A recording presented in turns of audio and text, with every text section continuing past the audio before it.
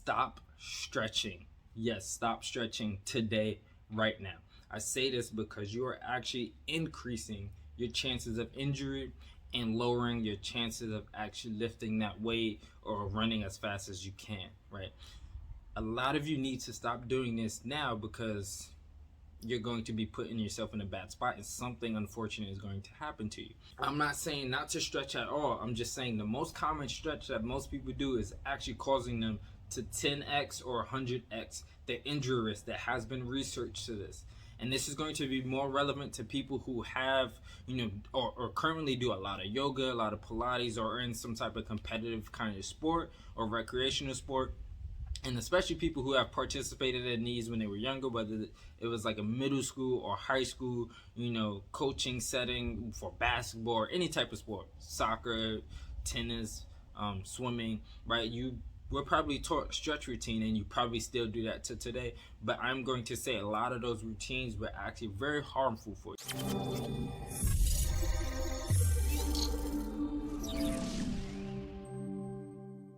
My name is Makini. Welcome back to 3F Faith, Fitness, and Finances. As you can expect, this is about fitness today. Thank you to everybody that signed up for my last faith program, the one that I did about a month and a half ago. Right, a lot of you learned a lot of new tips. You were able to get programs from me, nutritional guidance, and a lot of you made some progress. If you weren't able to get into that, I will be opening up another one in about a month or so. So register, join the Facebook group down below. And if you're interested in one-on-one coaching,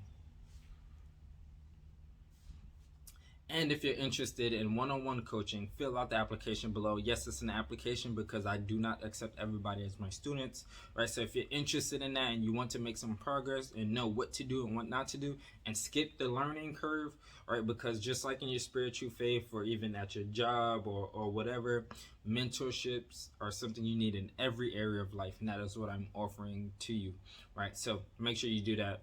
Application is in the bio. But let's get back into it, right? Stretching.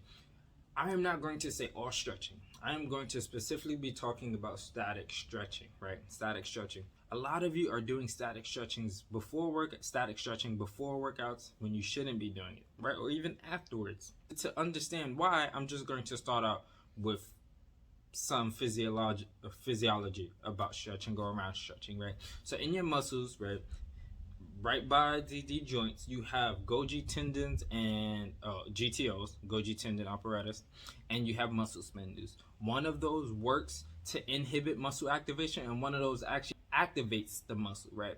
This means that sometimes you'll start stretching and your muscle wants to have a positive reinforcement, or your nervous system has a positive reinforcement. What does that mean? That means one muscle might activate in order to help stretch. So if I'm doing a bicep stretch, right, my tricep might activate, right, to make me stretch it some more. The other thing is, on the opposite, there might be a negative reaction. What is this? I'm doing a bicep stretch, my bicep might activate now to stop me from stretching, right? You might have seen this when you stretch a little too far and you go stretch, or you're holding a weight or something like that, and then your muscles lock up, right, because it doesn't want to stretch some more, right? Or you stop halfway because it doesn't want to injure yourself. So knowing that, you know why your muscle reacts a certain way when you start to stretch, or when you're not stretching, when you're working out or whatever. If you have one really bad muscle or tight muscle, you kind of can understand, okay, I need to work out the opposite muscle, right? So if you have a really tight bicep, you might need to work out your tricep, because if your triceps is constantly pulling, it is stretching out your triceps or something like that, right? Vice versa. Other thing is just to focus on the kind of stretching you are doing. There are different types of stretching. There's dynamic, there's static, and I think ballistic is the last one. I said I think because ballistic, no one ever really does ballistic. People that do ballistic are those people that just walk straight up into the gym and they do like some little stretch thing and then they go straight to work out. No one really ever does that, so most people don't know what it is. But static stretching is actually hurting a lot of you, right? A lot of you will go into the gym and you get on the yoga mats or the mats and you start touching your toes, holding that. You start doing a stretch like this, holding that, or stretch like this, holding it for 30 seconds. That is a static stretch. That is actually increasing your chances of getting injuries from 10 to 100 times, right? Because it is slowly turning off the muscle. It is turning off the nervous system, everything that happens and activating that muscle when it needs to happen. Right. So this is something you definitely don't want to do if you have a sprinting event coming up, powerlifting, you're lifting weights, or you're just trying to be on point with your reaction, especially if you're elderly, because that is actually going to harm you. What you want to be doing is dynamic stretching. Dynamic stretching is stretching that involves movement, right? Stretching that you do not hold.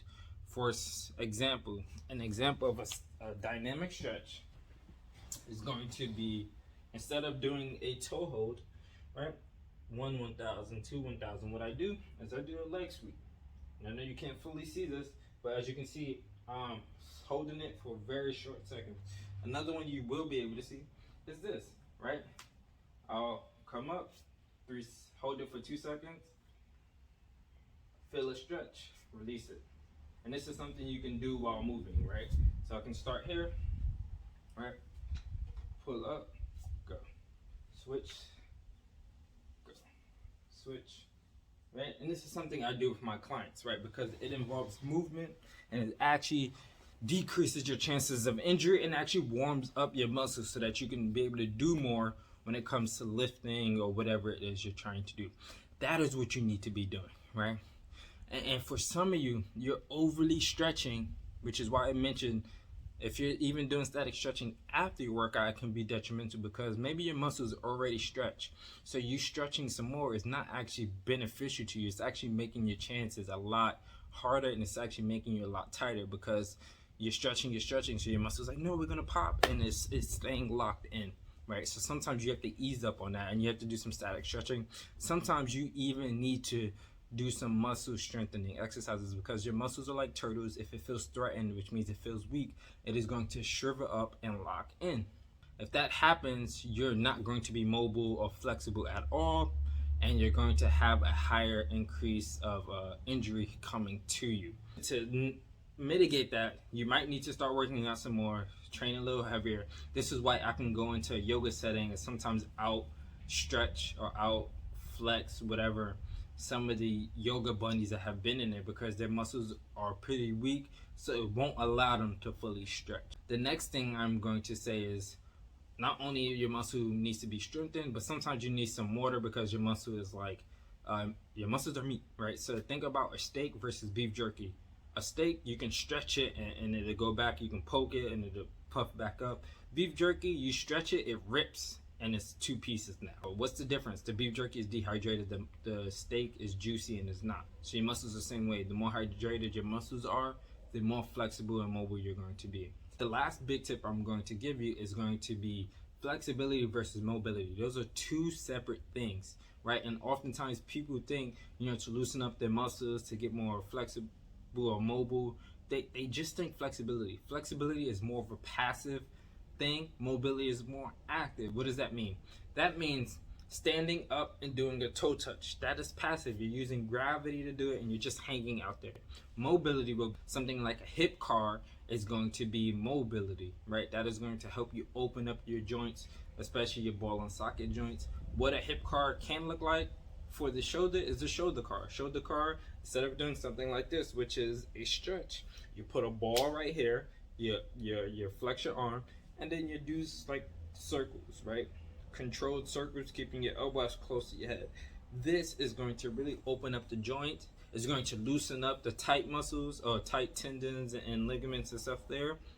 And just loosen up the space here, but then also strengthen the ones that need to be strengthened up, allowing you to have more access to your full range of motion, right? So by not stretching all the time and shifting to more mobility type drills, or just even doing more dynamic type stretching before your workouts, or even focusing on hydration or strength in general, you're actually preventing your chances of injury. And you're not doing the overkill method of stretching things you shouldn't be stretching, or overstretching where it starts to increase your injury rate or worsen your ability to perform. You might need to pass up, or you should pass up the static stretching, all the stretching you're doing, and you should add in some mobility drills and do dynamic stretching, right? Get a dynamic stretching routine. I give this to all of my clients. They have about a 10-minute, stretch routine that they can do, and they can do 2 minutes, here and there throughout the day. After their workouts, before their workouts, they'll do it. And then mobility drills are included in that. Mobility drills are also included in my warm-ups and in between sets, right? So this is all I'll leave you with today. But stop the static stretching. It is going to cause you to get that injury, cause you to get that tear. Do some dynamic stretching before your workouts, and do mobility drills throughout the day. Hopefully this makes sense. Hopefully that helps. And if you want to sign up for that program, make sure you click that link down below. And if you want to sign up for my one-on-one coaching, click the other link down below, and let's get to it. See you guys.